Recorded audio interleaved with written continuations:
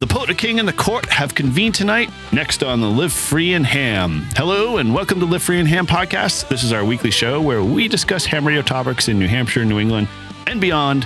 We're happy to have you here, and so whether you're a regular listener or tuning in the first time, thanks again for joining the episode as always.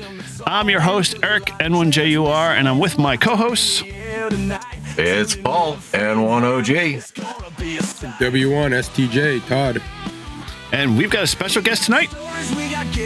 Heat, AC1RH. Yes, indeed. So if you know those call sign letters very well, then you'll know we're going to get into some really cool stuff tonight. But before we get into our topic, we always want to catch you up in the Live Free and Ham community in several ways. Obviously, connect with us on Discord.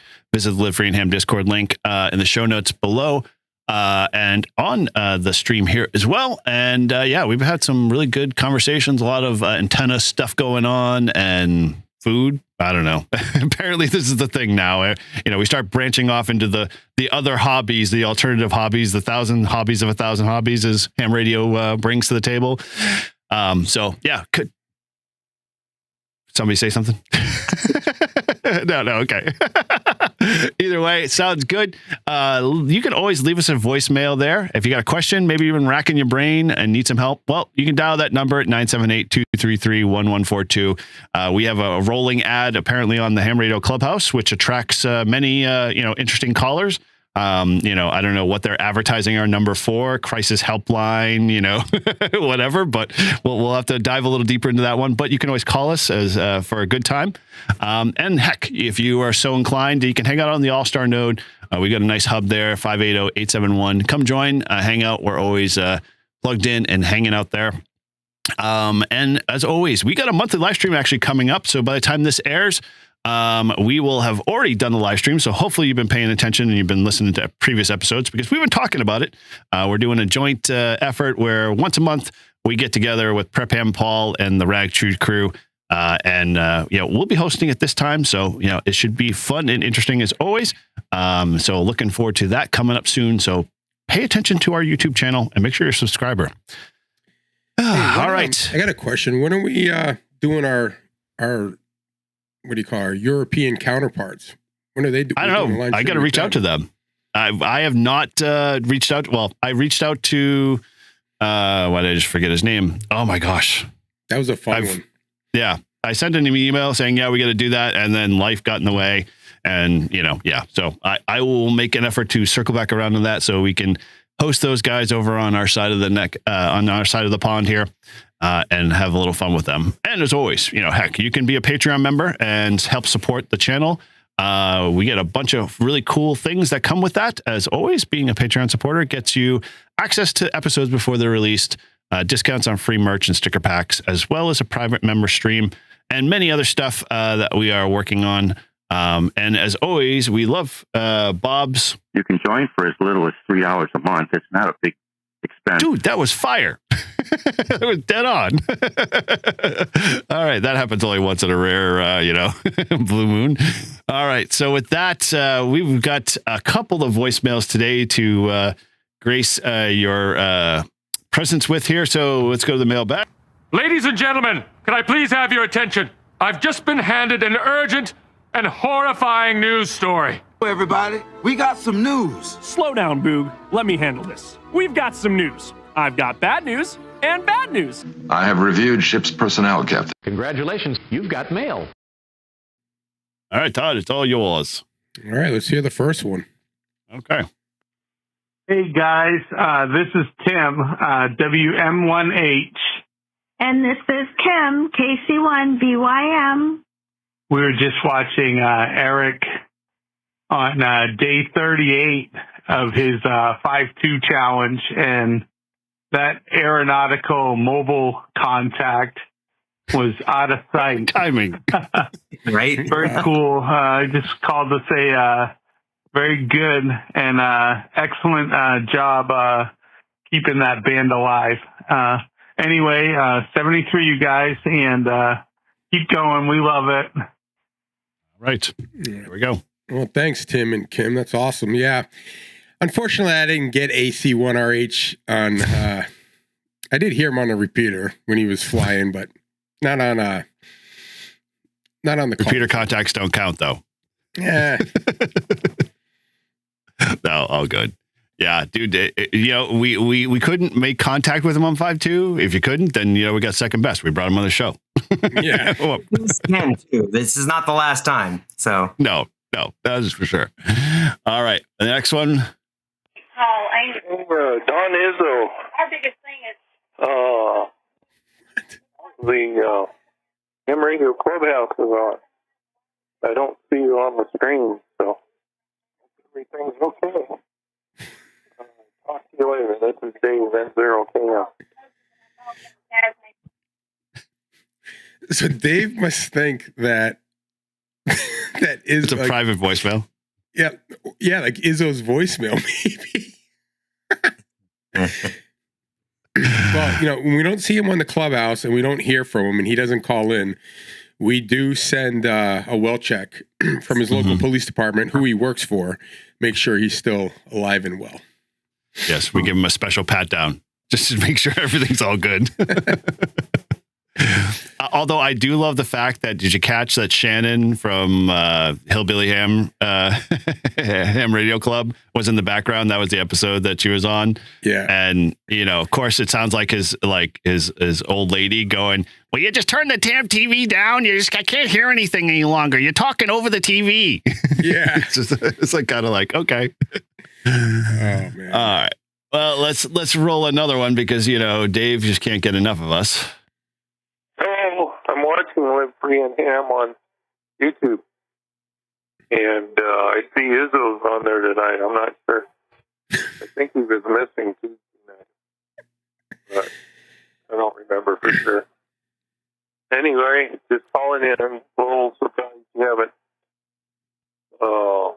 blocked my phone number.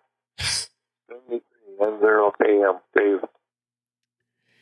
Well, Dave, thanks for keep calling in. I like your calls. Izzo is not officially, well, he's kind of like, what would you call him? Like an honorary Live Free and Ham member. He is the guy that got us on the clubhouse and used to call us those guys up north. But we do have him on periodically, but not every week. So, yep. Yeah. And we won't block you, Dave. Izzo's more than welcome to come on anytime he wants, and he knows that. He's just busy. Yeah, always busy. Always busy. All right. Well, the last one, we are not called gentlemen, so I'll leave it with you guys to pick this one up. It's Carlos. Come on, play. Wait, strike that. More? Are you kidding me? Carlos, K9OL. It is tax day. April 15th. And Dom, M4XL, is doing his 1,000th this morning. I know that you will put this on the show until much later, but congratulations to Dom, doing good in our shared hobby, having fun, and getting a lot of activations. 1,000 activations.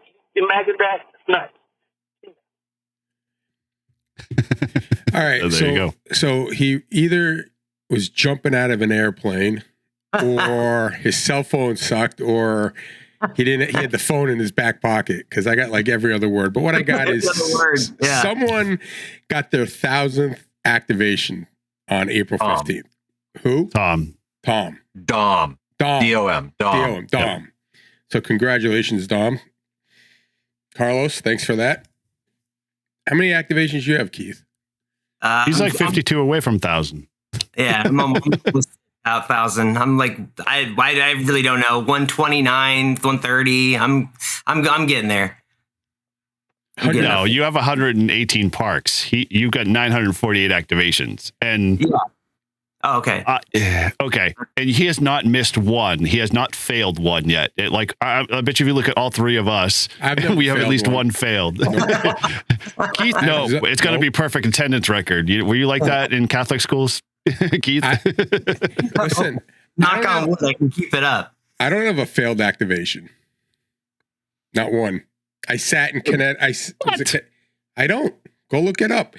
I sat in a cul-de-sac at a park that's like, I was like in the cul-de-sac was the trailhead, and I was right there. 3.5 hours to get 10 contacts. And I was like at 9 and I had an hour before I got the next one. The bands were so bad. And I'm like, I'm not leaving here until I get this freaking park. I'm not going to lose it on this one. I've been here long enough. And my wife's like, why are you still in Connecticut? I'm like, I'm activating. You've been in the same spot for like 3.5 hours. Yeah, bands are shitty. And I'm not leaving until I get one more contact. I should have gone just done 5-2 and just sat in the car and been like, parks on the air. Parks on the air. Yeah. Okay, well, so Paul's got 41 out of 42, so he missed one. I've got 3, I think. I gotta go back and look at my stats here. Oh man, I didn't think I was that bad. Yeah, no, I've got wow, 235 of 248. I've missed a few. Okay. Well, that explains. You're not afraid of failure because failure is just another way of learning. Yeah. Or my brother-in-law, like he says in college, C's get you degrees. So, that's kind of the way I look at it too. Not 100%. I'm not an A student, but I'll get by, especially in POTA. What do I have? You're 41. I was looking at you. 41 out of something, 42. Or you were even. 41. Yeah, there we go. No, 100 out of 100. You have 60 parks. And 100 activations? Yeah, you're even. That was Paul. That's 41 out of 42. Oh, yeah. Yeah. That's crazy. Good news. I got a kid I got to send somewhere. So he's going to go to a state I haven't activated on. So I'm thinking Nebraska. Wait a minute. They've opened that back up again, so now you can travel? No, there's no place. Well, no, I'm not going to get paid. It's going to be flex time. Or no, it'll be comp time, but I'm going once just to get the new state. Then I'll South Dakota. Townsend. South Dakota. Yeah, exactly. Please, come on. Work a state that we all need. There's not too many places for these kids to go. And the ones there's one in Missouri that we spend $1,600 a day per kid. We've already got 3 kids there. I don't know where this kid's going to go, but that's crazy. I'm going to move him around from state to state, probably. Like pawns in a game. I'll be like, oh, you've been in Ohio for 6 months. I think we need to move to Nebraska. Wow. No, it kind of sucks because I really don't want to have to travel to go see this kid. I'd like to keep him around here, but I can't find a place, so. All right. Well, that kind of sucks there, but on a different note, yeah, good on those voicemails, guys. Thank you. Keep them coming as always. Excuse me. Appreciate all of those that have left. And Izzo, where are you, man? We miss you. Yeah, we haven't heard from him in weeks, months. Well, I mean, we saw him on Friday. Friday was his birthday, so they all got a chance to razz him. I got a chance to razz him online, so he got a little older, but yeah, we haven't had a voicemail from him in a while. So yeah, come on, Izzo, let's go. Okay, well, with that same thread, not hearing from Izzo, we obviously haven't any do goods in a while. So hey, if you have one, we want to hear about it. So we know crap is going on, as Paul always says, that there's always some good stuff going on in ham radio. Well, share it with us. We want to hear about it and let us know. Send us an email. Post it on Discord, or leave us a voicemail, and we'll be glad to share that with whatever's going on. If you're doing an activation or you're doing a meetup or whatever, well, let's hear about it, because heck, Support Sparks Weekend was this past weekend as we record, or this weekend, and yeah, for what it's worth, head over to livefreeandham.com, do good, and let us know. Okay, well, with that, we won't waste any more time, because this is our best episode ever. We're going to kick it off. No, we're not. We're going to go right to everyone's favorite segment. And now, a little something extra with Todd. W1STJ. Still a general. All right. Well, this is our lovely little segment, Little Something Extra. This is where we help Todd study for his extra class license. And Paul leads the way I should know this by now. How many episodes? 136, and we've been doing this at least for 130 of them. So, I should be able to get the right people in the right spots there. So, Paul, lead us into temptation. All right, Todd, we've got extra class sub-element number 7. Question is, what is a characteristic of a ground grid amplifier? A grounded grid amplifier. Is it A, low bandwidth, B, high electrostatic damage protection, C, low input impedance, or D, high power gain? I'm gonna go with B.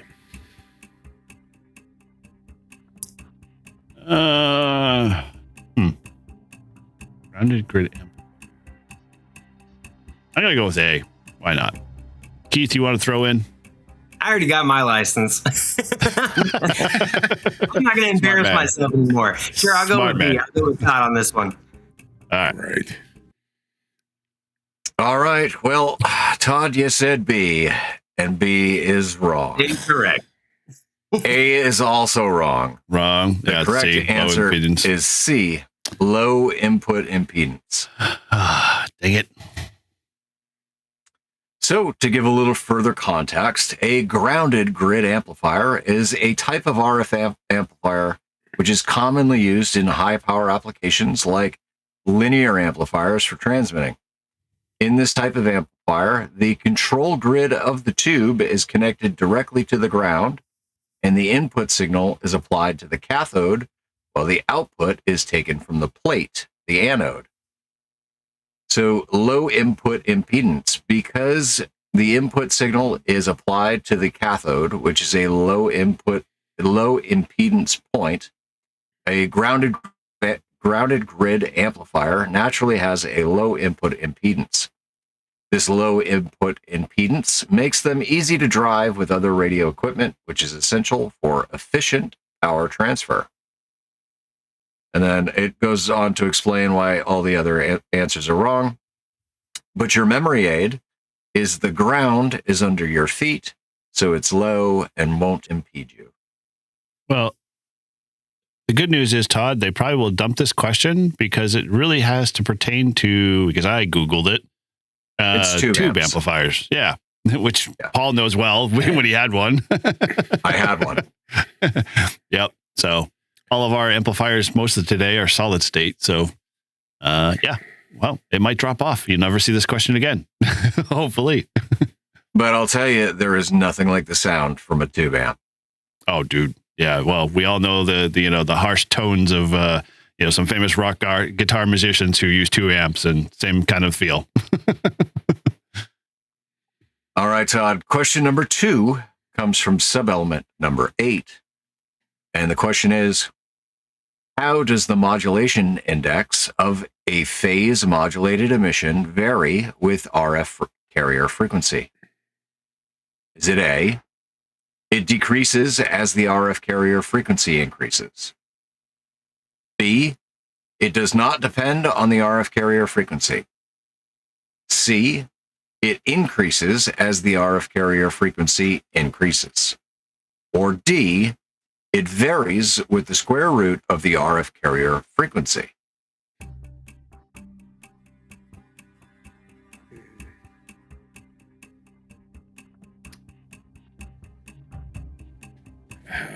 Let's see. I'm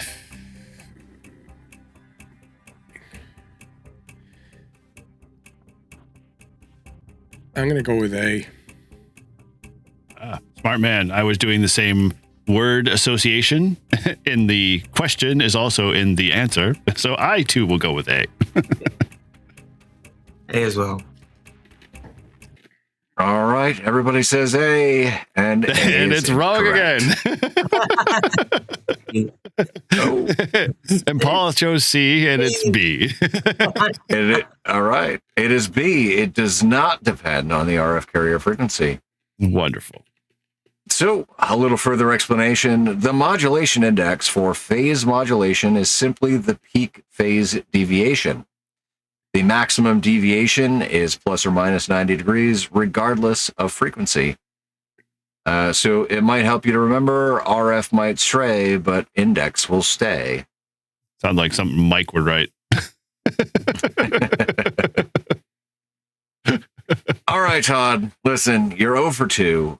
Here is question number 3, which you know you can get it right. This is a group effort. We're all 0 for 2. I mean, technically, I got the first one right. And the okay, well, you're the host. You can't. The prizes go for you.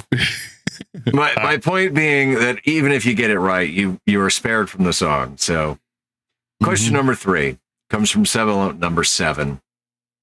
Question is, why is a switching type power supply less expensive and lighter than an equivalent linear power supply? Is it A, it recovers power from the unused portion of the AC cycle, thus using fewer components? B, the control circuitry uses less current, therefore smaller heat sinks are required? C, the high-frequency inverter design uses much smaller transformers and filter components for an equivalent power output. Or is it D? The inverter design does not require an output filter circuit.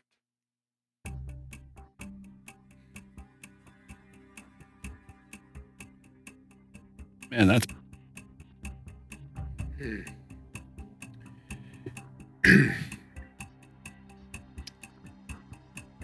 I'm going to go with B. Man.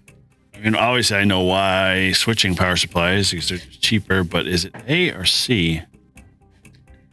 I don't know. I'm going to go with C. I'll go with A. All right. We got the gambit. Todd said B, and Todd struck out. Eric said C, and Ding. C is the correct answer. Yes, the high-frequency inverter design uses much smaller transformers and filter components for an equivalent power output. All right, further explanation is really simple this time around. You just get a hint. Smaller transformer and components equals lighter and more often less expensive, which is exactly what it said in the question. Lighter and less expensive. Less expensive. Yep. Oh, there you go.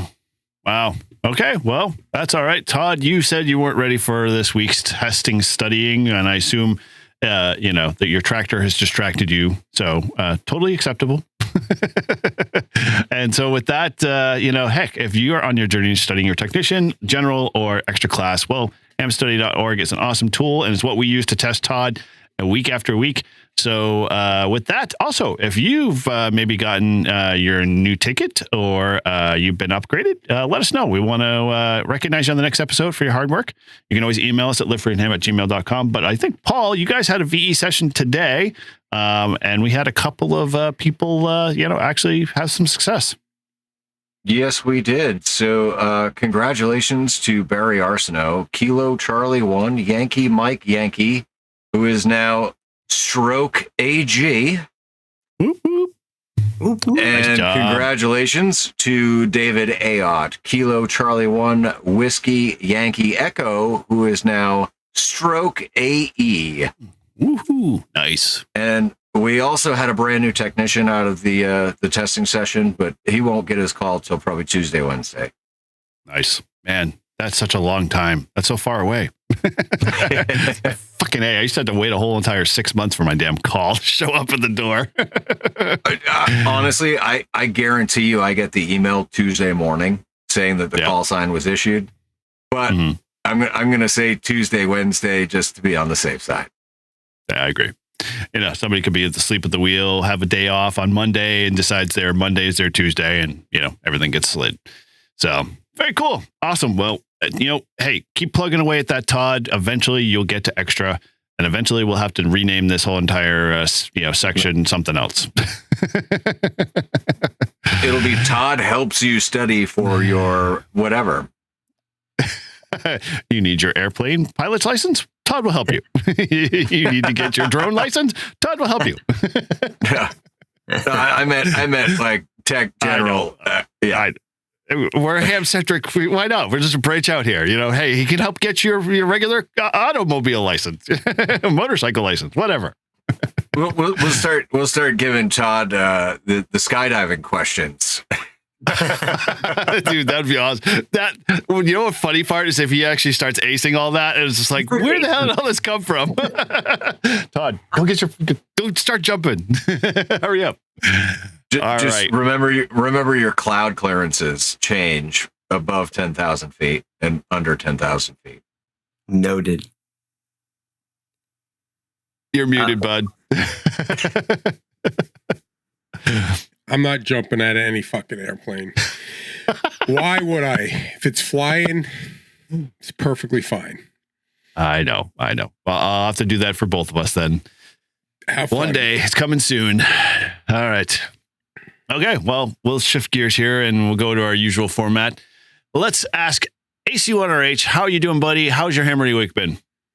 Ham radio week's been great. Fans have not been the greatest, but I've activated every day this week, which is no surprise to anybody here. I haven't kiloed a park in a while. It's been about almost 2 weeks now. 2 weeks. Wow. I'm on my 46th kilo now.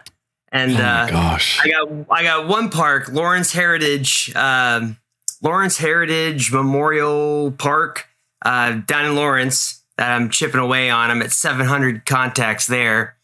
But the noise is just horrible in that city, man. It is just, my noise floor is like 5S7. It's really bad. I have a lot of people must be so tough. You just have to turn that power amplifier up, right? You just go to 600 total. You still have to hear. Yeah, I know, but they can hear you, and you can be like, I don't want to do anything but play loud. But no, it's gone good. I actually had a really great time this Saturday. GSARA, Granite State Amateur Radio Association, had a club meetup for Support Your Parks weekend. And we met at Pillsbury State Park in Washington, New Hampshire. Park doesn't get activated too often, so our club really brought in the numbers there this weekend. So we had 17 people come, a lot of new people who have never activated a park before. I can't remember what the number was. I think it was 7 or 8 people that never activated that did activate. So that was pretty cool. Awesome. Yeah, it was really awesome. So it was a nice little get together. I heard it was cold though. Yeah, it was cold. I got there super early. The event didn't start till 9. I got there at 6:15, just because I start every morning at 6:30. I have people waiting for me on frequency 7.213. They are waiting for me there, so I have to be there at 6:30. I literally. It's like he said, do you spot yourself on the activation, the pre-activation page on POTA at all, or no? They just know you're going to be there. I actually forgot this morning, and it's okay. The people would just start calling in. Yeah. Wow. But when I go to it's like he runs a park net. I know, right? 6:30 in the morning. Yeah. When I go to 7.213, people know I'm there. But I will tune the amplifier, and they will hear on the other end, and people are already throwing call signs out. Before you even say anything? Before I even say anything. The first 2 I always get, November 3, Mike Alpha Victor, Greg down in Florida, or Kilo Sierra 4, Bravo Oscar, David in Virginia. They're always there, hot and waiting for me. So, yeah. Yeah, those 2 guys. Loyal fans. Loyal fans. They are loyal regulars. I don't know. Is it loyal fans or stalker? Where's the line, I guess? Dude, that's pretty impressive. Then they're going to be putting out the call. We're going to start seeing message grams flooding into New Hampshire in general. If they don't hear Keith on at 6:15, 6:30 rolls around, all of a sudden there's an Aries net. Where's Keith? Hurry up, go find him. He's lost. Yeah, someone's going to be on that frequency, and the guy's going to be like, "Hey, get the hell off the frequency. Keith's going to be on in 5 minutes." I've actually had that happen. I joke that it's my frequency, but I am not serious. serious about it. I don't own it. But it started out where, like, on 40 meters, it's so hard to find a spot in the morning because there's a net always on whatever frequency you want to try to activate from. But, like, sometime late last year, I found that between 7.200 and 7.220, there's no nets and there's never any, like, rag chewers just hanging out right there. So, boop, right there at 213, and that's where I stayed, and I've been there ever since. So, but the funny thing was, this happened like a month ago. Someone was actually there before me. Someone in Florida. I can't remember their call sign. They're on there regular every morning, Tuesdays and Monday and Tuesday mornings. But they got there, so I was like, let me just do a park to park, and I throw my call sign out, and immediately like, oh, I'm sorry, I'll move from your frequency. I was just here, and I'm. Dude, no. I was just calling to do a park to park with you, bro. You're all good. You can stay right there. We're not worthy. Yeah. Dude, you've hit it. You've hit it hard. Like, if you're at that level and people are just like, it's Keith. I will part the waters. Let him come in.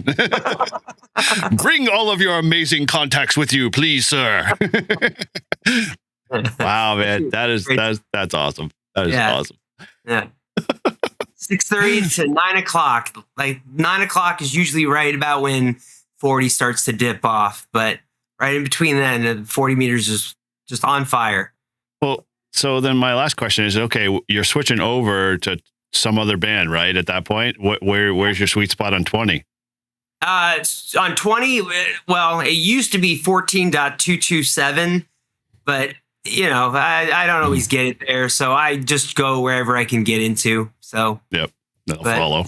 I do have my favorite frequencies. 17 meters is 18.118. It's always open. On 15 is 21.278, always open. 12 is 24.933, always open. Yeah. And then 10, 28.333, always open. Anymore.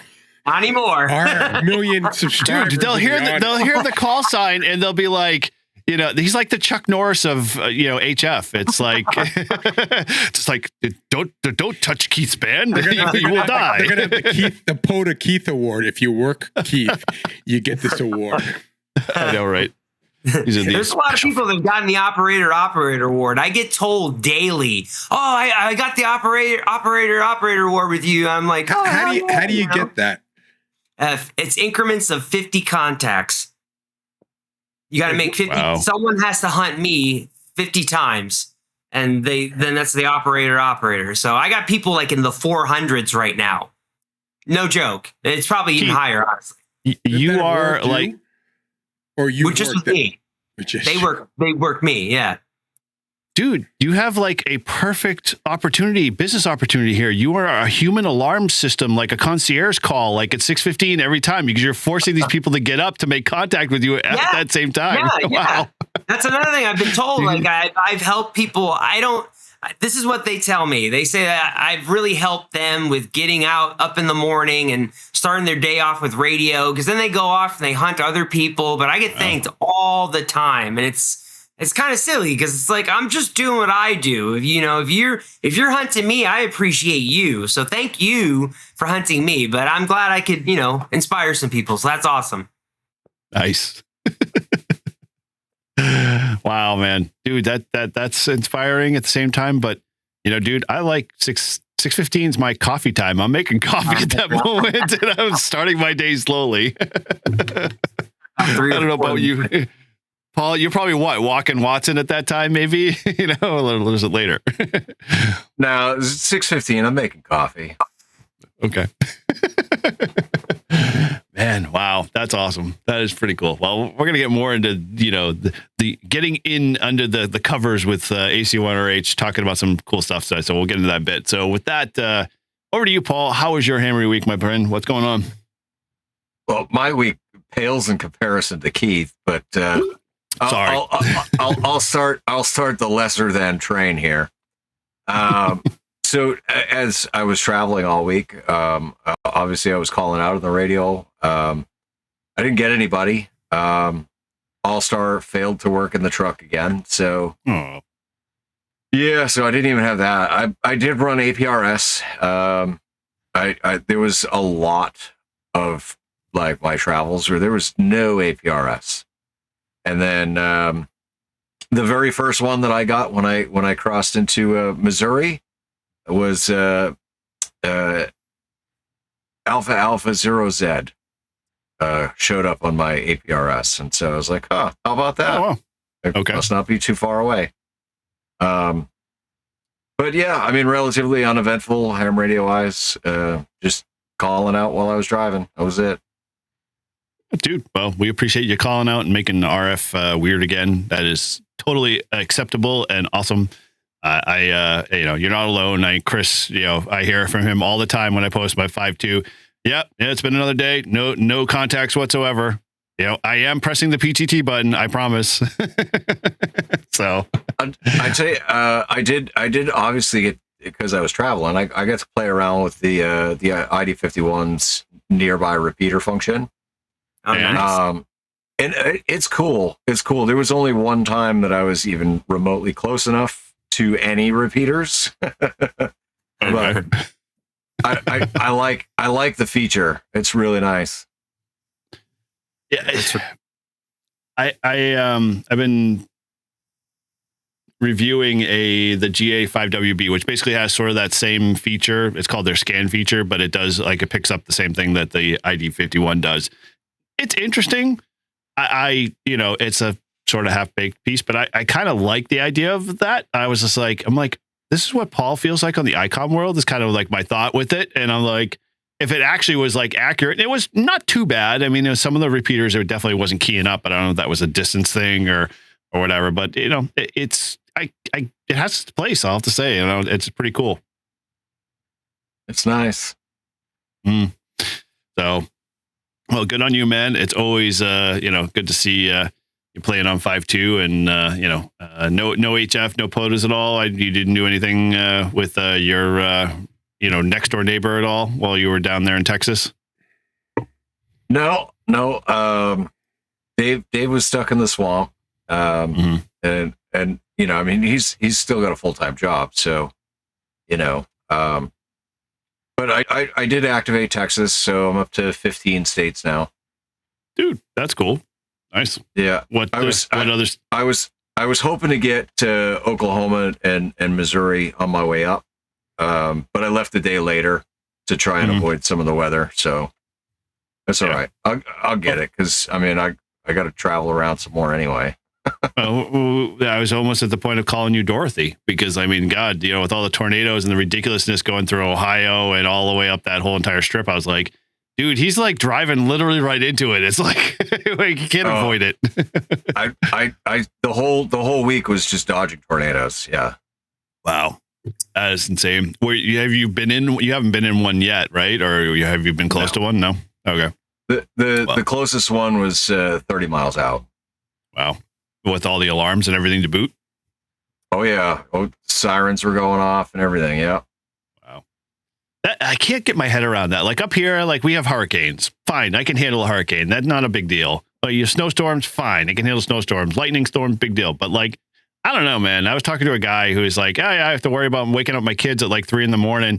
because I hear the tornado alarms going off and we gotta run to the shelter and we don't know what the hell's going on. I'm like, dude, talk about messing your life up fast. Yeah. That's insane. Yeah, Mother Nature, man. She's a bitch. All right, well, this year. Yeah, Drunk this year with the it's spring and it's 40 degrees out right now. It's raining, it's snowing in some parts of New Hampshire today. What's going on here? Come on. Yeah, I think Mike got snow. Yep. Today. I was grilling and it was snowing. I was like, what the hell? All right, cool. Well, good more on that one. And over to Todd. How was your Ham Radio Week, bud? What's going on? Well, I did pick up a loaner 900 megahertz base station or mobile. Oh, Casey gave you one? Our 900 yeah, so I'm going to use it in the work car because we found out that my Jeep doesn't have no metal on the hood, no metal on the doors, no metal on the roof. It's a Barbie Jeep. It's all plastic. It's all they had to lighten it up fiberglass. somehow. It's all fiberglass. Wow. State of the art. But yeah, so I'm gonna put it on the I've got some traveling to do this this week, so I'm gonna throw it on the old work car and see how it goes. It'll go nicely with that car for sure. Yeah. It almost looked like a cop car. Yeah. But yeah, I didn't get out to do POTA this week. I was busy yesterday. We had baseball and doing yard work with my tractor. And then today it was just shitty out and I was doing shit inside. And so, yeah, I didn't get out to do it. Yeah. Well, that's all right, man. No problems there. And, you know, hey, it'll get warmer hopefully someday, knock on wood. I mean, I didn't look at the weather this week, but yeah. And I've been hearing, like I said, I've been hearing people, I said earlier before the podcast started, I've been hearing people on 5.2, but I can't get, it's like I can hear someone chiming in, but I get like half a word or whatever, so I can't really figure out where they are, but definitely picking up more and more people on 5.2, at least in my area. So that's good. Yeah. We, you know, to be honest, I think we're kind of a little bit more blessed with a lot more people listening to 5.2.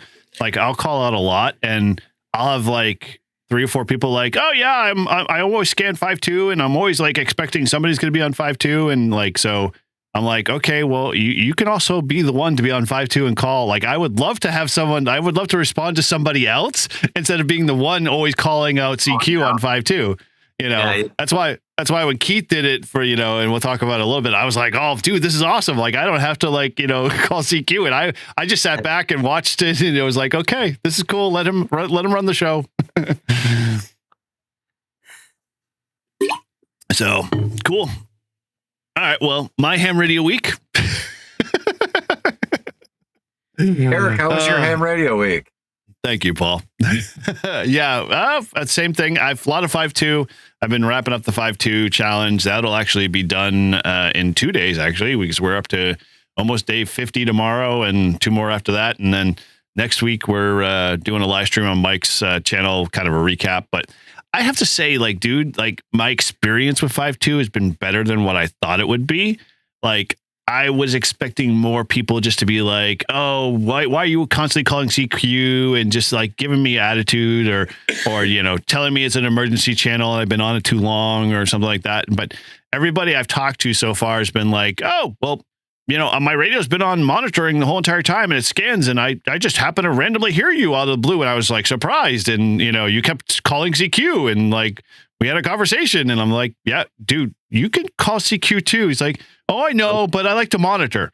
I'm like, you're not doing anything by monitoring. You're just listening. Yeah. You're giving up an opportunity to make more noise. And so, you know, it has gotten to a point, I think, for me, that a lot of the people that I have repeat offenders have been said to be like, dude, it's I almost like Keith. Like they expect like me to just be on the bands. And so they're literally waiting for me to call CQ sometime during the day. I don't do it like at a specific time like Keith does, but I just call at random times and like they seek me out and they're like, oh, I just want to work you out, want to make contact with you. Or like I'll meet a couple of new guys like I shared offline. I had we were at Salisbury on Saturday and I talked to a guy who's like, he knows he's a subscriber to my channel, but he lives in Missouri and he was vacationing up in Maine, traveling, and he was on the way back from Acadia. And he was like, oh, I heard you calling on 5.2. And I was like, I so badly want to make a contact. I'm glad to make a contact with you. And I was like, okay, that's cool. I mean, that's awesome stuff. Like to be able to talk to a guy. And he was like, he's like, I hear 5 people on 5.2 all the time. You know, but once you get past Virginia, it's like silent. He's like, I don't understand. I'm like, well, I get it. I mean, I want to see my ham radio. Exactly. That's exactly the response. Like a lot of people, like anytime you get down to the Bible Belt, it's like, oh, 5.2. That's old hat. Who talks on 5.2? So, you know, I did that. And I think I had, my POTA lunchtime video. You guys catch that at all? I'll take that as a no. Well, then you missed the interesting stranger that happened to be a dementia patient that escaped from a old age nursing home that's literally down the street from Silver Lake State Park. And he literally looked like the Knights of the Round Table, like, you know how they have the chainmail hat and the reflector vest and everything. He saw my truck in the middle of the parking lot. I mean, he was literally like almost literally across the street in the park area, and he bolted over to my truck, and I could see him off in the distance, and I'm already on the live stream. And he literally like he was off camera just enough, and he kept telling me about how his life had ended after he literally retired from Oracle, and his boss told him, that he needed to walk more. And he said, okay, well, I'm going to walk from my location in New Hampshire all the way to the Oracle in California. And is like, he like went on the whole thing, and then he would stop 2 seconds. It would be a pause and be like, and the Lord Jesus told me to do this. And it was literally that same thing over and over again. And I was just like, and I'm like on the live stream, and he didn't notice the equipment. And all the guys are like, who the hell's that in the stream? Who the heck is this, your friend? And I'm like, no.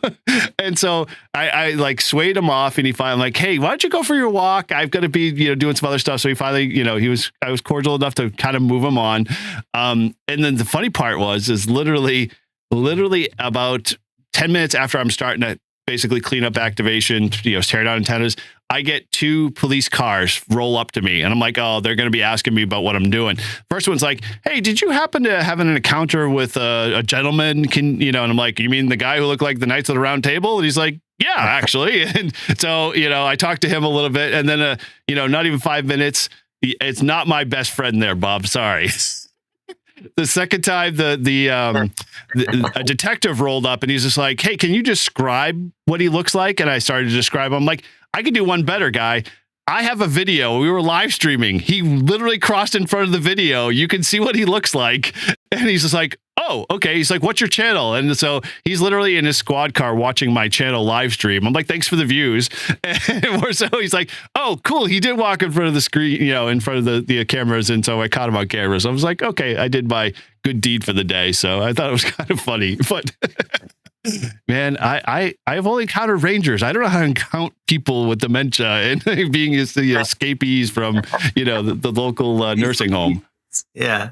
Go away, or I shall insult you again. Exactly. That's what I was expecting. If you go back and watch the video, you'll see. So yeah, outside of that was kind of my ham radio week. But never a dull moment, I guess. And you mentioned APRS. I've been playing with. I got an Android device, Paul. So the world is come to an end now. I have a tablet, and I've been playing with Wode and APRS Droid, which. Man, they need to develop that on the iOS side, but I know they can't because of the limitations of iOS. That is freaking awesome. Like, I am like totally like, I don't know if you do APRS at all with a 51 at all in your phone. 51? Yeah, your ID 51. You said you were doing APRS with it, or no? No, I don't link the radio to the phone. But I've used the app. Okay, yeah, because I tied that to the MobiLink, and I'm texting people, and I'm like, dude, this is freaking awesome. Like, it actually is like a legit way to do APRS, and it's like, it works, and it works 100%. And so, yeah, I'm just, I love it. Now I'm back into APRS, playing around with APRS. So yeah, with that was kind of a good newfound thing. And yeah, I'm warming back up to, Android again. I'm not going to change out phones, but I've got the tablet in the truck, so it's good enough. Can I add 2 more things real quick? Feel free. Yeah, so for my week, I don't know why I forgot this, but Tuesday and Wednesday of this week, I was able to go back to Eagle Island for the first time in 2026. Oh, we're going to talk about that. Yeah, I was pretty happy about that. I was watching the tides and the weather, but the weather mostly. It was like off and on about it was going to rain. No, it was not going to rain. It was going to rain, not going to rain. And finally, they cleared out for both days. So I went back to back, and now we're back in the 40s. So just those 2 beautiful days where it was up in the 60s, I could get out. Thanks, there. Keith. So. That was all your fault. Now Mother Nature decided to go back to winter. She's like, he's going out to Eagle Island too soon. And then on Thursday, one of my regulars, November 1, Mike Hotel Victor, Bob down in Georgia, he came up to New England to kind of do a rounds and meet like other ham radio operators. And him and I activated a threefer down in Canton, Massachusetts. And it was pile up from start to finish. It was great time. We did 40 meters, 20 meters, and then I got to do my first satellite work. So what? Sweet. Yeah, I was pretty happy about that too. So thank you, Bob. Wow. I appreciate. That is impressive. Todd is not falling asleep. He is.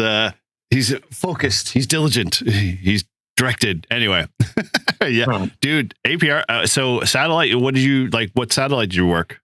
SO50. Okay. Yeah. SO50. Nice. Yeah. I'm repeater. Yeah. Yes, Todd is fascinated with his phone. Very cool. All right. Well, hey. Yeah, it is an iPhone. So sounds like a good segue here. So yeah, we for those that might have caught on the Discord, Keith shared his episode with him being on. I can never remember his stream. What? Give it to me again, Keith. Out in a with Victor Echo 9 Charlie Foxtrot. Yeah, if you haven't caught that, you can head over to our Discord or check it out. Or go over to his channel and check it out. He did a great, a piece with Keith and had him on. And he's kind of showcasing all of the highlights of all of we'll say the high performers in POTA, right? POTA, yeah, POTA performers as he calls it. Yeah. Okay. So it was really good. I enjoyed watching it. And so I appreciate you sharing with that. But that he had alluded to an aeronautical mobile challenge that he was going to try to put out for himself. And I know it kind of triggered a thought for me because at the same time, he'd also on our local repeater, Ford Mountain, and in one of the typical 5 o'clock nets, he had mentioned, hey, I'm going to be doing this test. We're going to be aeronautical mobile. And it was like a couple of days out. And I kind of made a mental note and then I forgot about it. And I was out doing my 5-2 challenge in Merrimack. And I happened to be over by the dog park up in Wasserman, kind of over in Paul's neck of the woods. And for whatever reason, when I had 5-2 on, I was about to call and literally not even 2 seconds later, I hear CQ, this is AC1RH on 5-2 calling, looking for contact. I'm like, what? And he's like, aeronautical mobile. And so I'm going to leave it there. And Keith, kind of give us the backstory a little bit on, why and how you got there. Yeah. So a couple of weeks ago, I was on the Epson Fort Mountain repeater. I was just talking and someone came on, Kilo 1, Mike Foxtrot Charlie, Mike Curran. He is a ham who owns his own plane and he's never done POTA before. And he knows how well into POTA I am. And he wanted to combine the two of flying in the plane and activating a park with POTA. So right there, he asked me, hey, you want to team up and activate a park together? And I, with all excitement, yes, I agreed to that. There was no way I would turn down an offer like that. So that has definitely shaped my ham radio career so far. So, but first to start out with, planes don't have HF or VHF, at least not for what we use. So, and you can't just go and mount antennas on a plane like you can with a vehicle. So we kind of had to do a little bit of experimentation, and we started off with VHF and UHF first, just because it's a little easier than HF. And we did a test flight on Wednesday, the Wednesday before we activated the park, which was going to be on a Saturday. So we did a test flight, and we had 3 different antennas with us. We had a roll-up J-pole, we had a mobile antenna, and then we just had just some 11-inch high-gain antenna that plugs into the back of my FTX1 field. Mm-hmm. So we took my FTX1 field. That was the radio that we used at 10 watts with a 15 amp-hour battery. The mobile antenna on his plane, there's a little window that you can flip down right next to the pilot that says, do not open over 1,200 feet. So we stayed below 1,200 feet, had the window open, and stuck the mobile antenna out the window. Okay. And tried to make contacts. And we were pretty successful. Not like we were with Saturday, but we were pretty successful. And we made, just in the test flight, we made about a dozen contacts. I didn't really log. Oh, 1,200 feet? 1,200 feet, That's yeah. not very high. No, not very high. Yeah, we were pretty low, yeah. So, So I made about a dozen contacts. I think I logged 3 of them because I was trying to listen to Mike at the same time of like making sure that I had the radio right, and I was balancing a lot. So the logging was just not really my concern. So, but we learned from that flight that we wanted to use a bigger radio with more wattage. So we went from 10 watts to a 50 watt Yaesu FTM5D mobile radio to a 40 amp hour battery. And the mobile antenna that was sticking out the window, Mike installed on the right wing on the bottom. There's an access panel there to put an antenna. So he just put his mobile antenna there. So, okay, good. That's what we operated on Saturday. And a big change difference you notice by doing that, or no? Oh, huge. For one, no noise in the cabin because the window is closed. When that window is open, it's like being in an open door helicopter. Just all the air just screaming into the microphone like a madman, thinking that nobody can hear me. Meanwhile, everyone's like, dude, chill out, keep it down. Yeah, you were quite loud. I'd have to say that first test on Wednesday. I was like, why is he yelling? But I heard him. I couldn't even hear myself. It was so damn loud. So, so Saturday went a lot better. Did you want me to talk about Saturday? Yeah, you go. I mean, if you're going to roll right into that, I mean, obviously you had a bunch of different, life lessons to learn. So you were, just to kind of recap, you were on an FX1 with 40 amp hour battery, small, short, stubby antenna to then something, of a quarter wave or the same antenna? The quarter wave, yeah. Okay. Mobile antenna. And then you went to just a bigger battery or same radio? We went to a bigger radio, a 50 watt Yaesu FTM5D. 500? Okay. Yeah. Isn't the 5D a handheld? No, you mean the 500? 500D is not. No, it's not. Okay. Yeah. Okay. Yeah, the 500D. Yeah, got it. Yeah. Okay. Yeah. All right. And so, so that was the trial run, which I was definitely glad to be able to make contact with you. I think it took us 3 times to finally get each other in the log. And I was I was over at Horse Hill Preserve in Merrimack at the first time when I heard you, and I turned the radio on, and like I got you, and then you went away fast, and I was like, where the hell did he go? Like, he was super strong. He was right there. Yeah. Oh, yeah. It was insane. And I was like, all right, I'm just going to move. So I moved all the way up to Wasserman Park to get a little elevation and parked over by the dog park. And that gave me just that little extra bump to get you in the log the second time. And I felt bad because I was on the way there and I pulled over immediately on the side of the road. And I had like 3 people that were riding my ass all the way up there for some reason because they just said we're in a rush. And so when I stopped to pull over the side of the road, they were all like wailing on their horns because they were mad at me for shortchanging them. And I'm like, I've got to contact Keith. I'm hearing him on the radio. So it was like, got to make that contact. And so, it was good to see you there. And then I just sat back and watched you because you were just like banging people off left and right. It was crazy. Yeah. It was a good time. But Saturday was amazing. Absolutely amazing. We took off. I went and called out on the Epson repeater to make the announcement. Hey, we're going to be over the park here in a few minutes. We were going to actually activate a park on Saturday. We were going to activate US 0328 Parker River Wildlife Management Area, which is kind of like on this little peninsula just on the coast of Massachusetts. And so it's like an oval pattern that we were going to be flying this entire time. Just small turns, really tight turns the entire time. So I make the call out on the Epson repeater, and then before we even get over the park, there's already chatter on 5.2. Like people they're getting excited. They're getting ready, whatever. So I get over the park, and the minute I call CQ, boom, just call signs, letters, numbers, just coming at me all at once. It's just one massive pileup. And I have never in my lifetime heard of or personally heard a pileup on 2 meters before. Never. I never even heard of that. So that blew my mind. I never would have expected that. So Dealt with that pile up, went through, got a lot of calls. We got 38 2-meter contacts, one 900 megahertz contact on an HT, an RT10 with a rubber ducky antenna, 1 watt. And then we got one 220 contact on a 5 watt HT rubber ducky antenna. Those are just 2 last minute decisions to do those 2 bands, just to see, hey, can we do it? And we did. We got 1 of each. So cool, dude.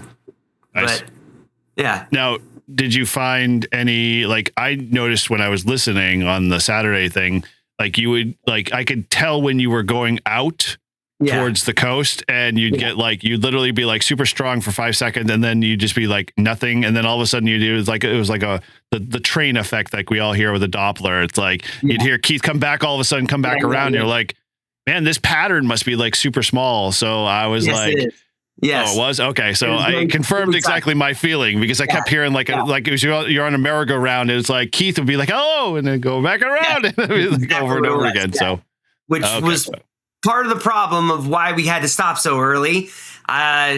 Me, who never gets sick, I've never had an issue with seasickness, car sickness, roller coaster sickness. I'm bulletproof with that kind of stuff. But from looking down at the phone, not looking out the window to log the contacts, and looking at my radio, I didn't get nauseous in the stomach. I don't know how to explain this, but I got nauseous in the head. I felt like I was having an out of body experience, but not in a good way.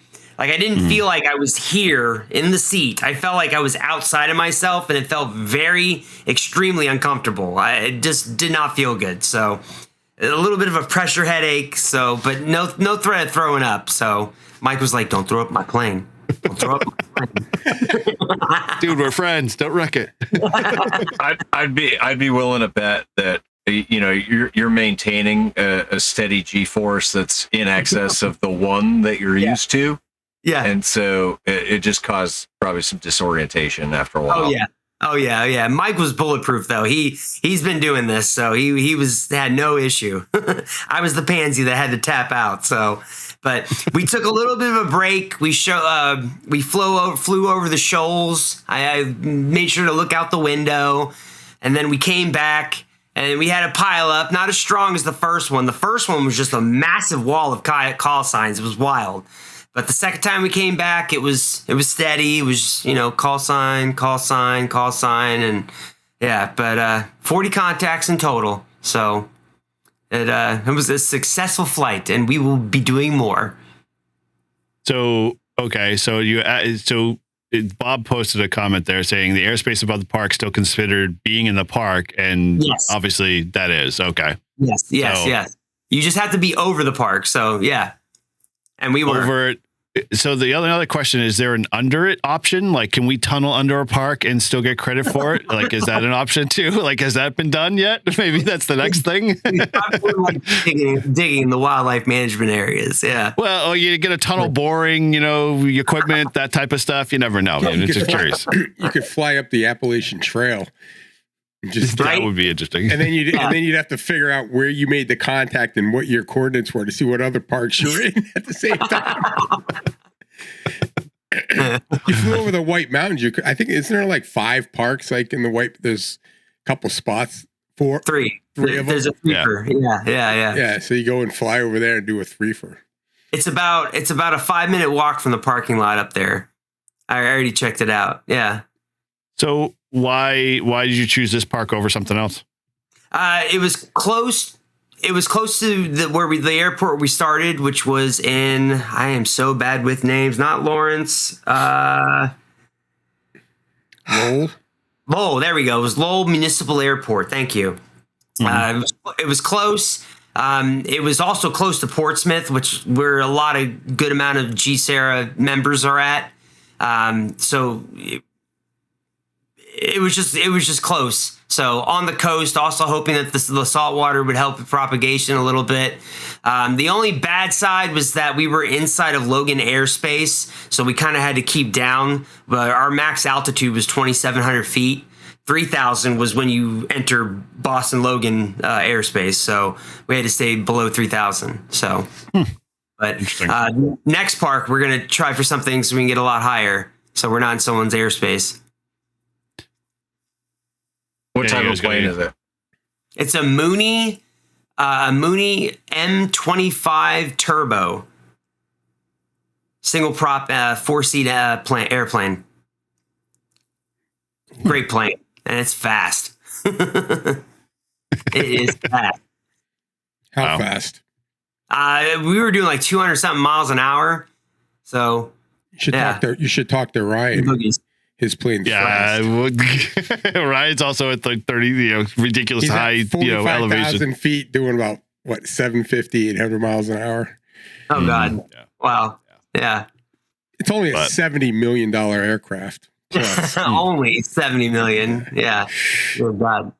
Yeah, but I'm super lucky. I'm really grateful to Mike. I do want to say this, Mike. Thank you so much for giving me this opportunity.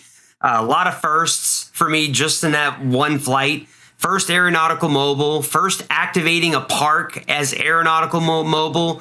First activating a park on VHF alone 4 times over. Like a first 2-meter pileup ever. I mean, it just goes on, man. And it was also even amazing. It was his first POTA activation.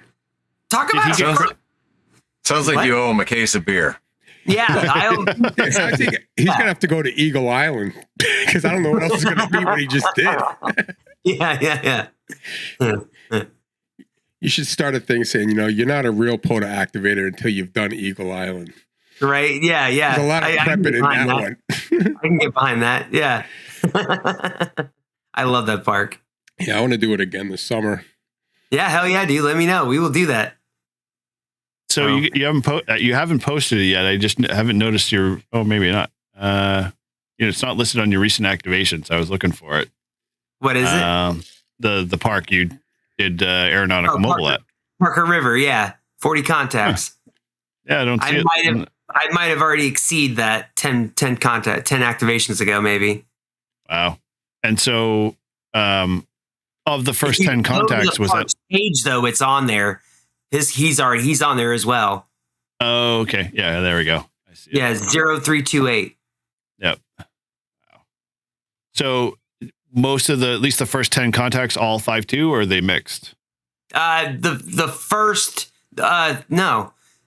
38 were 2 meters. The last 2 we did 900 megahertz and 220. Yeah. And again, we still had a pileup. We it was kind of good. We kind of did stop. There was a sad ham that was getting on there, kind of messing things up and just disrupting. And yeah. What do you want? So, but whatever. It's all good. Wow. Dude, that's crazy. And you've already kiloed this park already, right? Yeah, you've already kiloed it.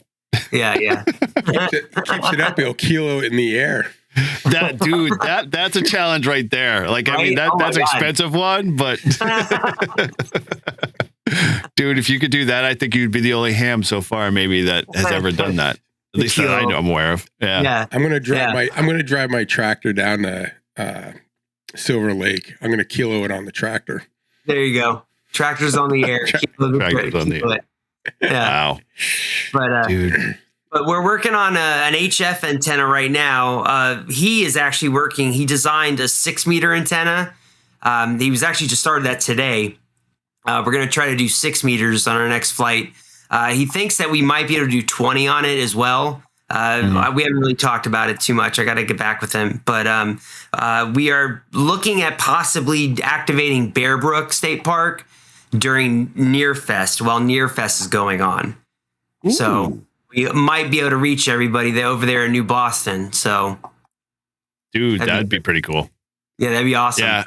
I mean, we were going to do our first with Grouch jumping out of a plane, but the damn weather wouldn't cooperate that whole weekend. That pissed me off. That would have been freaking awesome. Yeah. Yeah. Aeronautical definitely would be cool. You would have no problem. Once the word spreads, I mean, everyone well, you're going to have a ton of people on 5.2 already just using it as a local chat frequency. Yeah. You have to part the ways.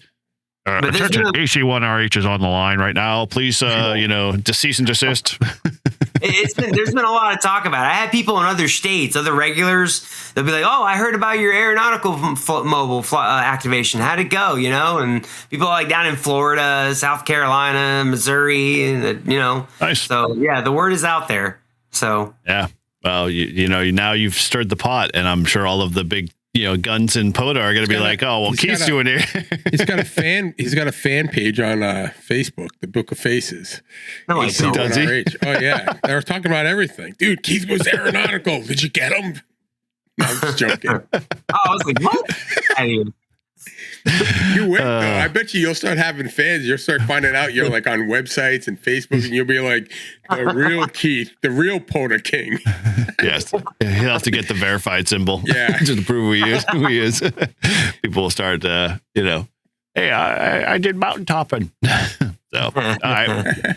So basically, you got some plans. Sounds like to do at least some HF eventually. Yes, yeah. Okay. It's kind of a bit of a challenge. So they used to make HF antennas for airplanes, like commercially. This was years ago, but ever since GPS came out, everything is switched to GPS now.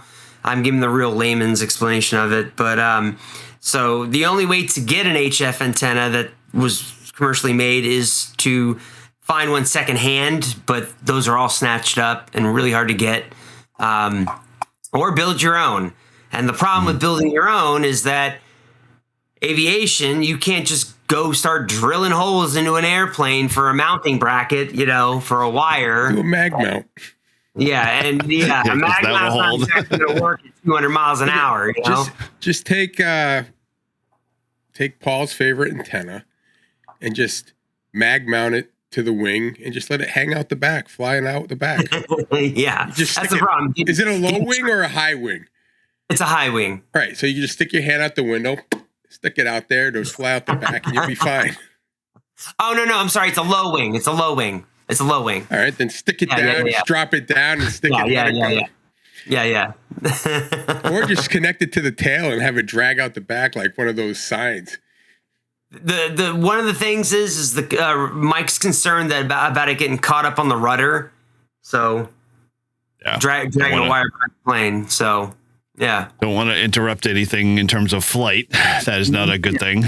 It'd be nice to come home. I really like to do that. Yeah. More important. You can kind of fly without a rudder. It's the elevator you need more. So cool. It's good to see there's some plans there and the works for HF and all of the crazy gear that you're going to probably have to bring. I mean, you won't have to worry about the power amplifier. That's for sure. You already have the height for that. But yeah. Just to imagine what bands you're going to run and what you're going to play on and how you get the antenna mounted. But it's got to be pretty easy to overcome that. And so that you got a timeline of when you're shooting for that, because I'm sure you definitely, be able to get a lot of folks on the HF side to jump all over that worldwide.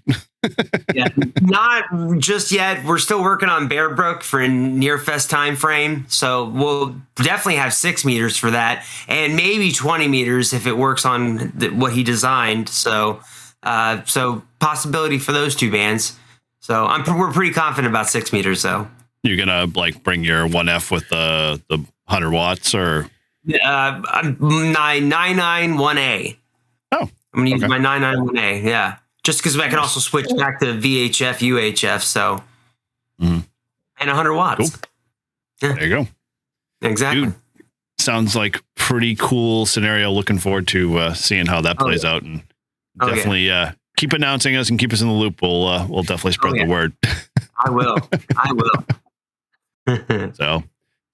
All right. Well, with that, I mean, any other crazy stuff going on or, how's, you've been hammering away. So those that know Keith and have worked him a lot, almost on a daily basis, you've been on a journey, we'll say, to basically get 300 a year activated every day, right? Is that your kind of goal for this year? Yeah. I'm at 209 days so far consecutive. Wow.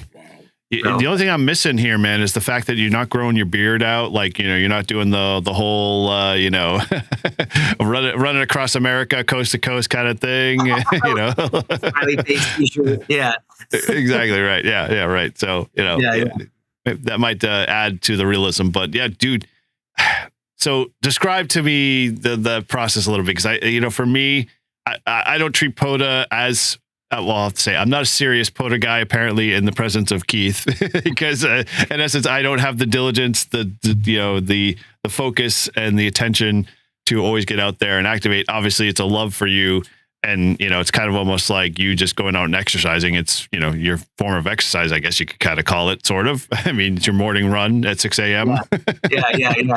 Yeah. So describe to folks that may not know, kind of what what's going on with that and what that looked like, and maybe it might inspire them to want to get up and activate you or work you. Well, I get up every morning, like 3-4 o'clock in the morning. I am not a morning person, so I have to really wake up, get the coffee, doom scroll through Reddit, walk the dog in the dark with a flashlight. Wow. And this is before sunrise. And just do some stretches, and then pack the truck, triple check my gear, make sure I got everything, because the point now where I'm at, I'm at an hour and a half range for parks. I have activated every park within an hour and a half range of my QTH. So now we're pushing into 2 hours now for getting parks that I haven't activated. But I'm actually kind of on this little kick right now of, there's a lot of parks that the map coordinators make mistakes on, where they put the dots on the map on the very, very wrong place, very far away from where it's actually at, or they'll say that a park is closed on the page. That's happened before. And there's just other parks that just don't get activated a lot. And I'm trying to get to those. This past Saturday, after we went to Pillsbury, I actually went and scoped out a couple of different parks that were down class 6 roads that you need 4-wheel drive to get down. Wow. I actually have to modify my truck a little bit to get down one of these roads when I go back. But I want to get these parks under my belt, and possibly even kilo them. Because one activation is not good enough. Yeah. No, not good enough. It doesn't count for him unless he kilos it. Unless it's a really remote park and he's like, I can only get here once, so he's gonna kilo it right then and there, and it ain't gonna happen until he's done. Not this time of the year, yeah. But going back to the thing, the morning routine. So I get out to a park about 6:30 in the morning. I used to say 7, but the sun is rising earlier now. So I get out to the park about 6:30. I'm on the air on 40 meters. I'll be on 40 meters until about 8:30, 9 o'clock. And then that's when I switch over to 20. And then if band conditions allow, I just keep going higher. 17, 15, 12, 10. 10 and 12 have just been non-existent lately. The farthest I've really gotten was commonly 17. 15 is kind of disappearing too in ways. So, but that's pretty much how I spend an activation. So I got a bunch more questions, but you guys got anything you want to throw at them? I'm not worthy. My only comment was just that, 10 and 12 are going to start going away as we get closer to summer.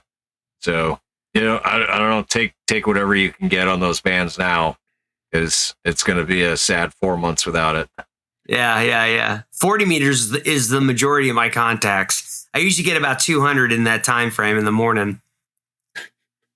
200 one activation.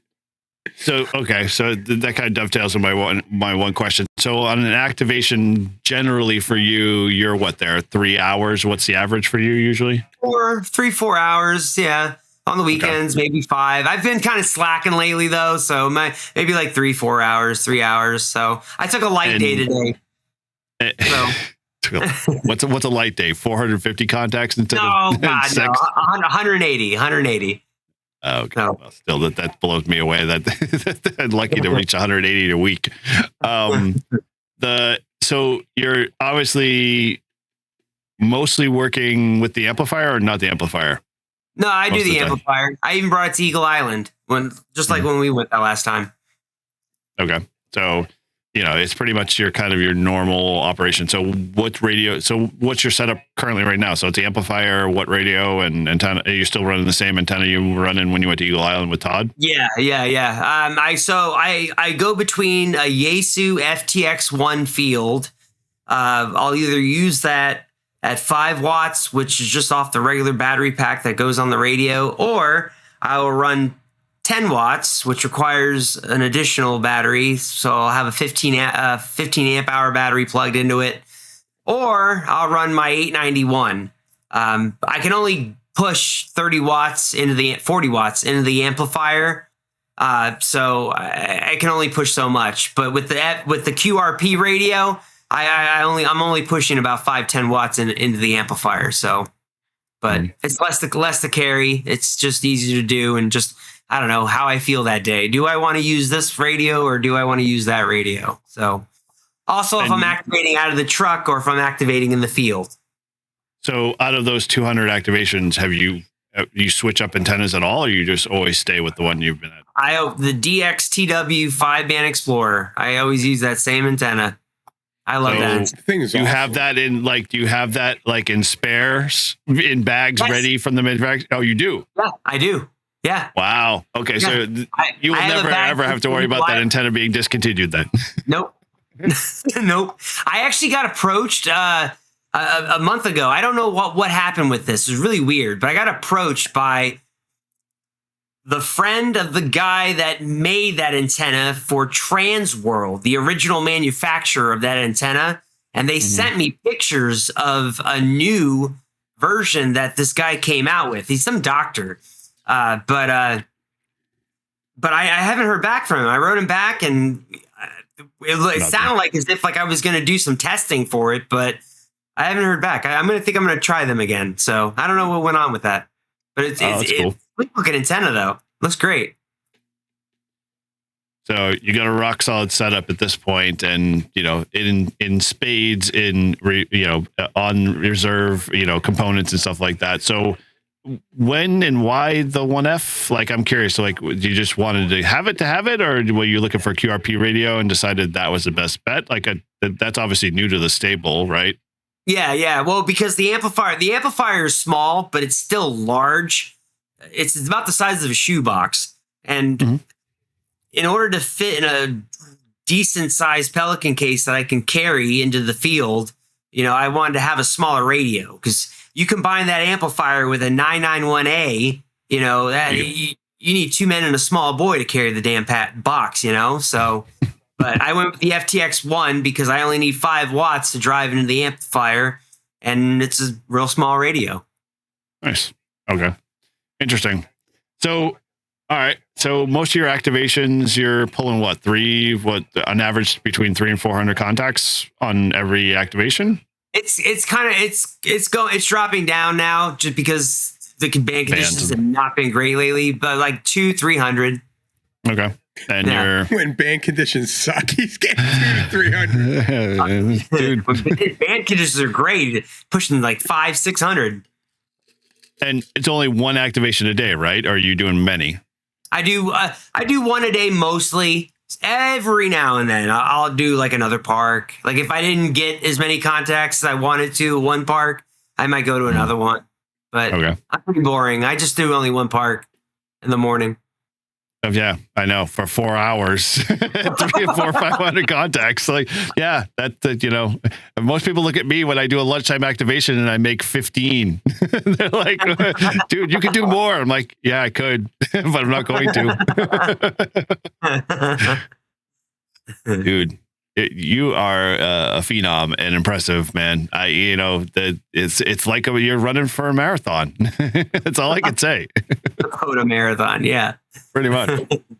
Now, has any of the other big guns reached out to you at all? Have you had any conversations with them? Are they encouraging, supportive in all of your travels of working towards a full year? I really haven't heard from anybody else. The only other person that, like I said, that does consecutive activations like this is Dell down in DC.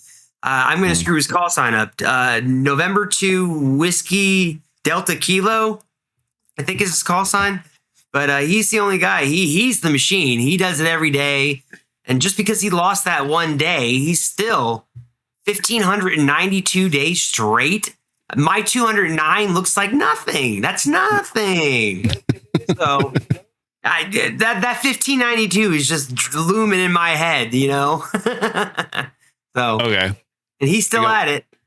One bigger picture then, like in your mind, do you have an exit strategy in all this, or is it just like until so you will keep going till your bloody dead cold hands you can't press the PTD any longer? Okay. Yes. Yeah. He did an activation for 4.36 years every day. That's For crazy. Keith? No, Dell. Dell. Oh, Dell. Yeah. Wow. Yeah. That's dedication. That is dedication. All right. Here's your challenge. I've got 2,050 days to go before I retire. I'm going to go until you retire, at least. December 1st, 2031, dude. I can do that. All right. I'd like to go longer than that, but okay, sure. We'll do that. Well, let's see if you do that. Well, you can stop, say, and wave on and continue on. It's not like you have to stop there. Wow. On your last day when you retire, I will not activate and we will get obliterated. No. No, don't. You got to activate. With you. I'll call out sick that day, my last day. Go activate. Bob, you got an idea, man. If we can figure out how to get Keith paid on this might be a sponsorship opportunity, like, all of the athletes. It could be like esport. I mean, esports is a thing. POTA could be a thing. Dollar contact. Yeah. Well, if the POTA pay to play thing was actually real, then Keith might actually make some money. Yeah, right. Yeah. Get exclusive access to the top, activators, only for $5.99 a month. Oh man, cool, dude. I don't know about you. I'm enamored and in awe and very much sad too at the same time, because I'm going to walk away from this and go, I'm so glad someone else is doing it and it's not me. But I would love to do that if I had more time. Yeah, it's a lot of fun. I really enjoy it. I only started this like 2 years ago, and it started with hunting, like it always does, and hunting's fun, but it was like, I want to be on the other end. Like, I just think it's so cool that you can combine ham radio with the outdoors. I just think that's so cool. It gets me out to a park, not so much in the winter, but when it's warmer out, I go to a park and I'll bring my dog with me. Well, I'll walk around the park. I'll actually explore the park, and I'm getting outside. That's been what's been awesome when I go to do these trips to go see these kids, is to go into places I'd never go to. Yeah. I was in Sarasota and all of a sudden I'm like, oh, there's a park in the middle of the city. And you get into the city, you'd think you weren't in the middle of the city. You thought you were in the middle of a jungle. I was like, yeah. First time in Mississippi before I even get to the hotel, and I worked Eric, and he goes, dude, you should hang around for the night shift, as I'm staring at an alligator just watching me 50 yards away from me. I'm like, yeah, I'm not staying here at night. But no, I've seen some cool places I wouldn't have been if it wasn't for a POTA. So it's kind of cool. And Eagle Island, I got to Eagle Island. I mean, that's like the pinnacle of it all for me. I actually just redesigned my QSL card around Eagle Island. Oh, nice. Well, man, we were going to rename Eagle Island Keith Island. It was just easier.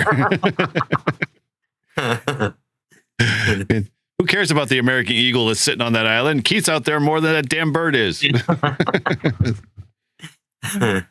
Dude, that's awesome. So, all right. Well, any other things you want to throw, Keith?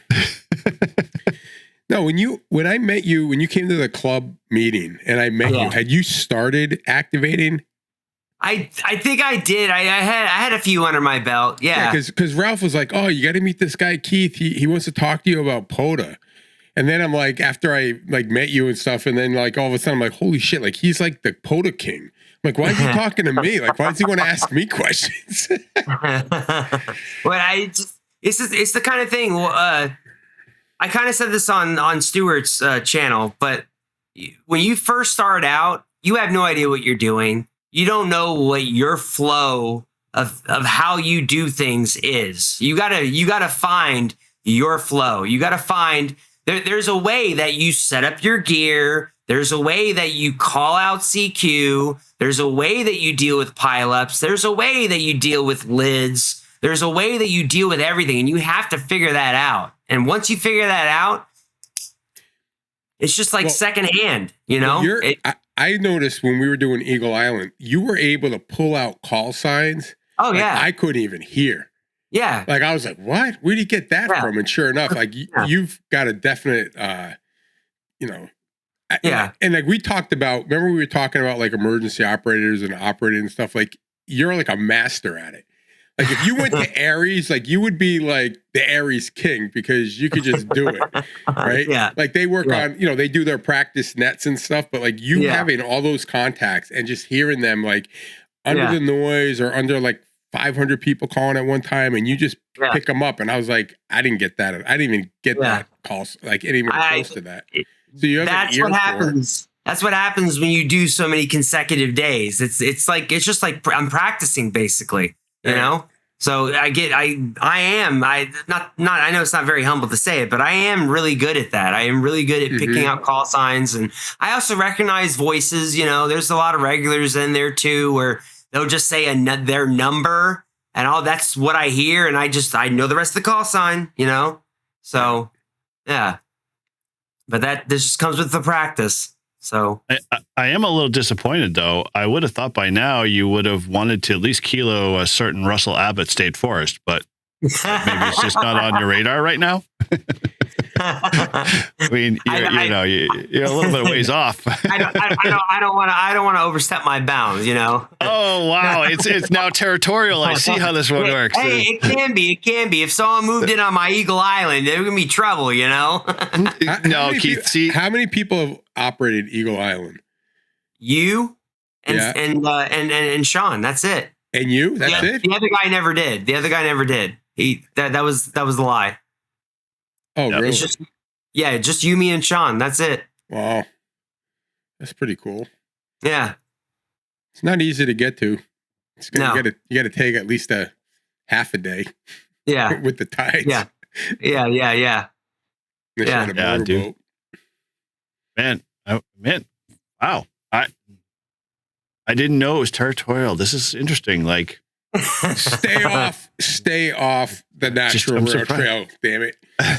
Eric and I have claimed that. I don't know, dude. The rail trail is right. I know. Stay off the National Rail Trail. Yeah. See, I'm all about the like, hey, Keith, go ahead. I want to see what you can do. Do your worst kind of thing. And then, you know, it'll give me an opportunity to decide whether or not I want to actually put the effort in to make it work. 8396. Yeah, so Todd's wow, how'd you get one more contact than me? That's crazy. I didn't realize that. I thought we had the same. You forgot. Whatever. You started late, remember? Oh, that's right. Remember that's right. I was one up and then I forget what it was. I couldn't get that one contact. Yeah, I do remember that. Okay. Yeah, so our next guy closest is 510. So, you know, we've got some padding there. But Keith, you feel free, please. Rail trail is, you know, probably one on your little hour away. I told you to you activated. I told you to activate it. Where the hell were we? And you were like, oh, I'm going to do the rail trail in Silver Lake. Yeah. But where were you? Where were we when I told you to do? I told you how to hit both of them on your way home. Yeah. What were we doing? I think, were we talking on the repeater? Yeah, maybe. I don't know. You were somewhere, and I said, I thought we were doing something. Maybe were you at Nearfest? No, I haven't been to one yet. I'm trying to think of where you and I, because I remember saying, I said, hey, go down. Yeah, I remember you telling me about it. Yeah, Silver Lake, and then you can hit the rail trail. Yeah. Yeah. I just don't remember when that happened. I remember you telling me that. Yeah, and that's why I went. Yeah. Yeah, because I think you said you were going to go. I think you were like, I'm going to go do. Were we at press? Maybe that's what. Maybe that was it. That was it. That was press. That was and it. You said, yeah. I'm going over to Silver Lake, and I said, well, on your way back, just hit the rail trail. Go to rail trail. Yeah. That was a press. You're right. Yeah. Breakfast. Yeah. You missed it. Huh? Yeah, dude, just pull into the rail trail. Bang off 350 contacts, do it 3 times, and then move on. Because it's got to be within your scope, your sphere of an hour away. It can't be that bad. You're Derry, right? Yeah, no, yeah. Danville. South okay, so Danville. So almost there. Yeah, I mean, like just a little bit off the turf, but it's got to be in that range. It's like an hour and 15 minutes. Yeah. Like that. So like that even like what's the other one? I forgot the other park that I activated my kilo on. I just forgot the Reed's Ferry one. That's another one. No one's touched that one in a long time either. So you gotta hit that one up. What about that guy that was Did you ever remember that guy? Was that the I remember him. Yeah. Like activated at the same time Eric's activating. He goes, dude, where are you? Like, I'm here. Like, I don't see you. Is there another entrance? Yep. Yeah. He was the one that was. He was faking it. It was Where's like it's like there it is. It is in Merrimack. Yeah. It's not a easy. It's not a like you actually can set up. You set on the side of the road. Yeah. Yeah, it's like a neighborhood, and then it gets a little bit like it's like a road. It gets wooded on either side. Oh yeah, that's the one with the sliver of the park is right there on the side of the road or something. Yeah. Right. Yep. For sure. Yeah. Yes. Yeah, I activated there once before. Yeah, that's not far. No. Yeah, you should just kilo it. I know you're trying to dominate Mass, which is perfectly good in my mind. Go ahead and pollute all of those parks and, have a New Hampshire person go down there and, tell them who's boss. But no. Oh, yeah. Ooh.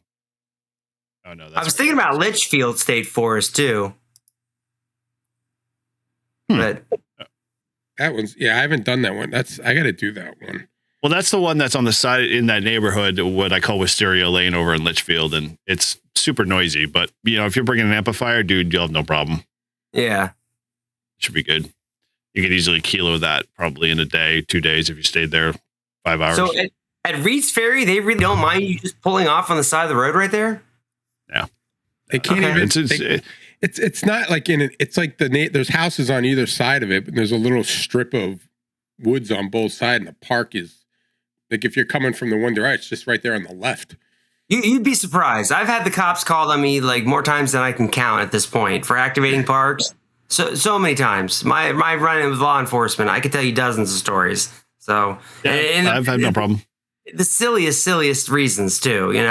Just because I'm parked somewhere and I look funny. I don't know. I'm not hunting and I'm doing ham radio. They don't understand it and they don't like it. So they just call the cops. Yeah.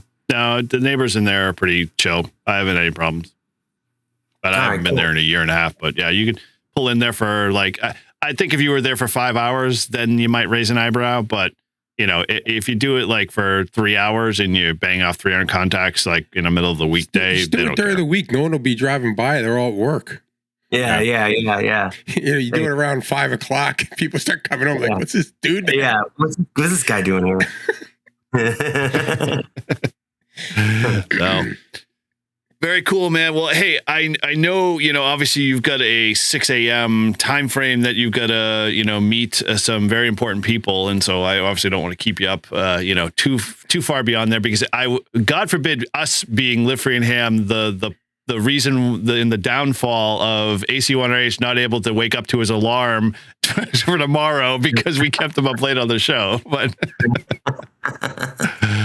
so, dude, yeah, I said, man, keep up what you're doing. It's awesome. It's, I am happy that you're part of our, local club because, people know you worldwide and have worked you worldwide. And when they hear, that you're part of our club, it's kind of crazy of oh my gosh, we've got an important person in our club. I'm like, no, Keith looks at himself like he's just like one of us, and it is true. So like that's awesome. We got the Grouch. He's pretty well known around the country. Yeah, you know, we got you. You know, in ham radio worlds. You know the Grouch.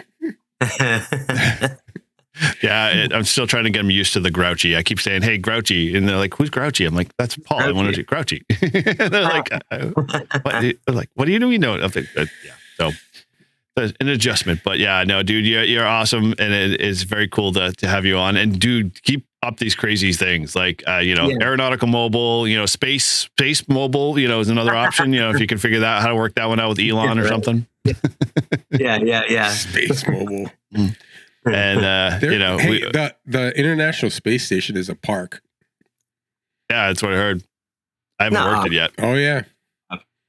Mm-hmm. I'm not believing that.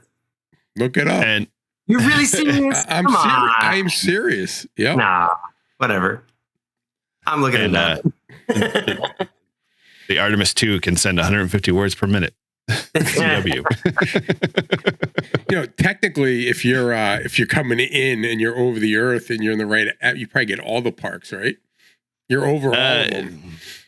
Yes and no. Well, okay, yeah. You're coming in, you're flying over, you're like the whole country. But where's the limit? I don't know. That's a rule that I think might have to be defined somewhere in the POTA rules. You're coming in and it's like we have no contact for 9 minutes, and there's Keith.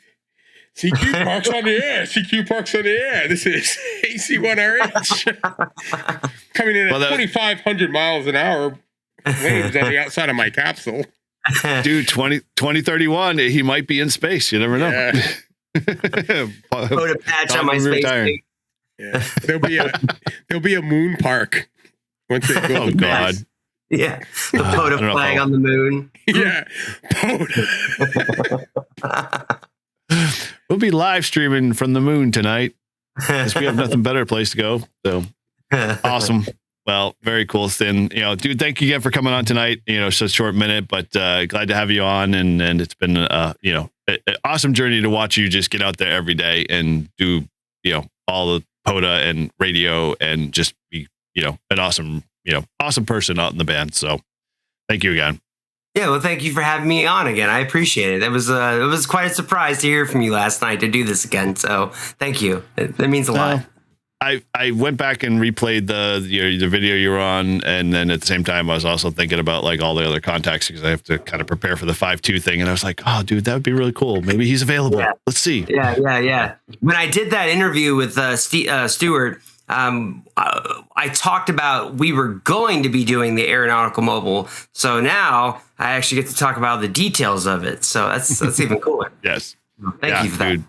Yeah, anytime, dude. Anytime. You're more than welcome on, from all of us, definitely anytime, just to share what's going on, or if you got some crazy, wild idea, we'll be happy to, encourage you along the way. All righty. Awesome. So, cool. Any of you guys want to throw in, or are you all good? No, Keith, thanks for coming on. So it's good to have you on. Yeah. Thank you for having me, Todd. If you're doing anything special or out of the ordinary, just let us know and come talk about it. All righty. Sounds like a plan. Even if you're doing something regular and you want to talk about it, let me know. Or just, hey, we'll come hang out with you, All right. A big group trip to Eagle Island. We'll have to have Paul come up for a special weekend. live from Eagle Island, special edition show. Yeah. Dude, that would be awesome. Yeah. Is there cell service on that island? Yes, there is. Oh yeah, man. Can we bring? Is it possible to bring streaming equipment that way? You can see it when you drive over the bridge. It's right there. You just can't get to it. Yeah, I know, but I'm thinking like, okay, if you guys are standing in like a foot of water while you're activating already, I'm trying to think of how we could set up streaming equipment without killing ourselves and still be able to make contact. So the tide does come up though. And goes out. Yeah, we could just time it on a day where the tide doesn't rise up so high. Like this last time, it only got up to 8 feet, which left a lot of the beach open. It's when it gets to 12 feet that the entire beach will just flood out. So, all right. Yeah. Well, we'll have to plan that one. That might be interesting. Yeah. Cool. All right. Well, let's put a wrap on this one tonight. So, as always, guys, thanks again for hanging out with us tonight on Live Free and Ham hopefully you got a chance to catch up and learn everything about all the awesome stuff Keith is doing. And, maybe you got a chance to make contact with him soon. If not, now you know his strategy. And so there should be no reason why you can't make contact with him. And so with that, we always, guys, can't thank you enough for supporting the show. And as always, if you want to come connect with us or be part of the community, head on over to our Discord server, join in the conversation. That link is in all of our show notes and in our descriptions and on our website. Subscribe to the YouTube channel. Make sure you want to catch all of our awesome content over there and our live stream coming up next week. And hopefully we'll see you there. And as always, if you got a question or something that's been, stuck in your craw and you want to get an answer to, feel free to give us a call at 978-233-1142. Let us know and share, your deepest inner thoughts. And with that, as always, you can always support the show through Patreon and buy us a beer. Or you can head over and buy any of our merch over at livefreeandham.com/shop. And with that, thanks again from all of us here at Live Free and Ham. 7-3, guys. 7-3. 7-3. 77.